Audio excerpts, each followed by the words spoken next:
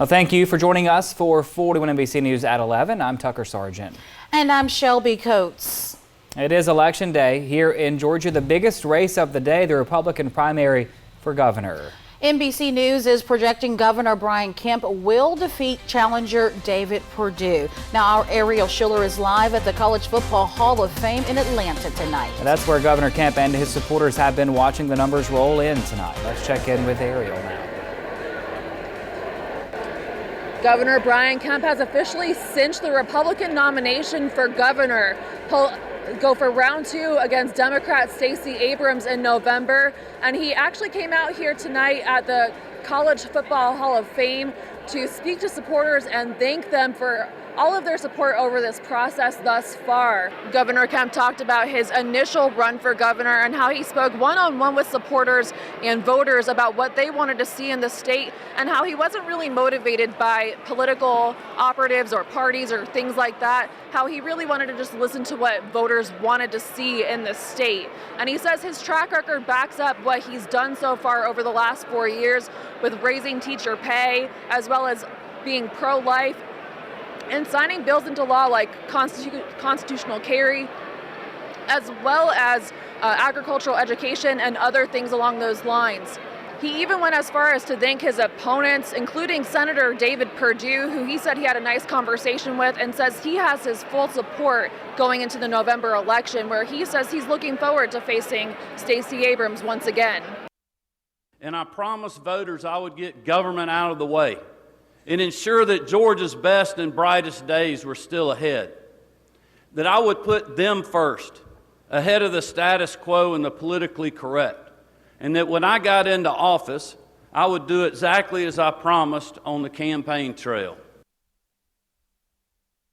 Of course, the election isn't over yet. This is only just the beginning. Governor Kemp has several more months to defend his title as governor, and of course, we'll see how things go when he goes up for a round 2 against Stacey Abrams in November. Reporting in Atlanta, Ariel Schiller, 41 NBC News. Alrighty, thank you, Ariel. Still pretty crowded out there tonight. Yeah, the party's going late into the night there in Atlanta. Well, we were also at the Perdue campaign watch party tonight. Yeah, Perdue told his supporters he called Governor Kemp to congratulate him on the victory. It looks pretty obvious right now. I just called the governor and I congratulated him. And I want you to do the same thing. Right now, what we've got to do is face the reality that Bonnie and I made a decision when we decided to do this, that we trusted the people of Georgia. And there you heard from David Perdue there, conceding to Governor Kemp. Switching gears to another major race, we are talking about the U.S. Senate primary.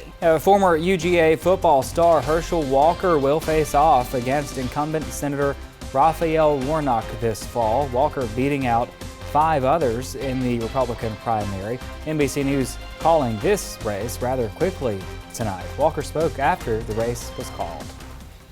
And I want to thank all of you for being here tonight and to celebrate. And I'm humble and I'm very glad to have you guys here to celebrate this with me, to be nominated as a new Republican nominee for the U.S. Senate.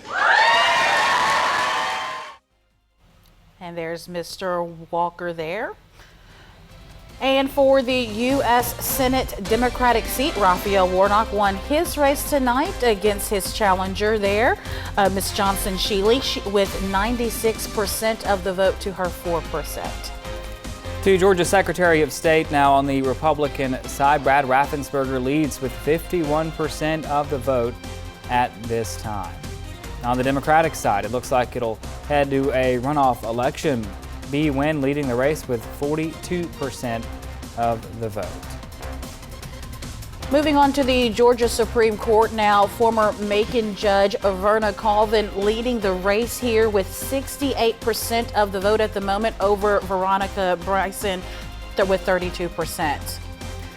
In Macon, here's a look at the runoff, or it looks like a runoff for the at-large Macon Water Authority seat. Gary Bechtel leads with just 42% of the vote right now.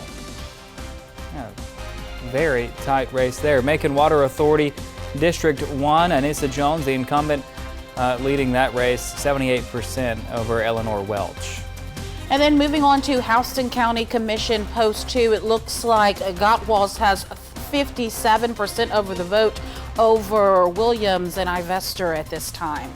Houston County School Board District 2, Lori Johnson, the incumbent, leading with 67% over Yolanda Franklin's 33%. Also, Houston County School Board right now, this is for the Post 6 at-large seat. Mark Ivory leading the polls here with 34% of the vote, 38% or 38 precincts reporting. Houston County Commission Post 4, the special election, Talton at 61% to Jackie Rosier's 39%. Moving to the U.S. House of Representatives, the Democratic primary, Sanford Bishop, the incumbent here, winning right now with 93% of the votes. A common theme, the incumbent's hard to knock off in these elections. Hard to upset. U.S. House of Representatives District 2, the Republican primary, Jeremy Hunt and Chris West, the top two vote getters in that race with 34% and 32% respectively. The Georgia House District 144 incumbent here, Dale Washburn, 85% of the vote, over 15% with his challenger.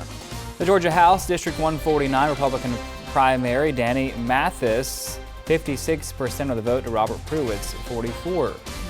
Both incumbents there, incumbents going back to back. Let's switch gears to District 18, the incumbent here, John Kennedy, with 98 precincts reporting. He has 89% of the vote. Georgia Senate District 25, the Republican primary, Ricky Williams, the leader of that race with 55% of the total vote.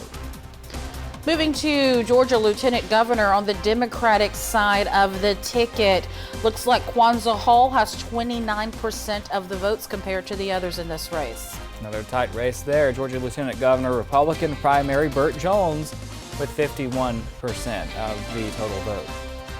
Moving on to the Georgia Attorney General, looks like 77% of the vote so far, Jen Jordan. And on the Republican side, the incumbent Chris Carr leading John Gordon 74% to 26%. Let's go to the Ag Commissioner, Democratic primary here, 55% of the vote, Nikita Hemingway. Georgia Insurance Commissioner, Democratic primary, Janice Laws Robinson and Raphael Baker, the leaders in that race. The Insurance Commissioner looks like incumbent John King, 71% of the vote. Georgia School Superintendent, the Democratic primary, Alicia Thomas-Searcy, with a comfortable lead in that race and with 57% right now. Going on to the Georgia School Superintendent Republican primary, the incumbent here, Dr. Richard Woods, 73% of the votes. Georgia Labor Commissioner, the Democratic primary, William Baudy, 28%, and Nicole Horn, 24%, the top two there. Moving on to the Georgia Labor Commissioner, the Republican primary, Bruce Thompson, 63%, leading right now. Georgia Public Service Commission, the District 3 Democratic primary, Sheila Edwards with 55% of the vote. And we also have for District 2, we have 59% of the vote going to Patty Durand. So many races happening tonight, and we have them all covered for you. Still ahead on 41 NBC News at 11. We'll also have the latest look at the forecast with Chief Meteorologist Cecilia Reeves. That's right, plus more election coverage, including results from several local races you want to hear about. And the latest on that mass shooting at an elementary school in Texas. NBC News reporting at least 21 people are confirmed dead. We'll be right back. Get news anytime on 41NBC.com and the 41NBC News app. 41NBC. Clear, accurate, to the point.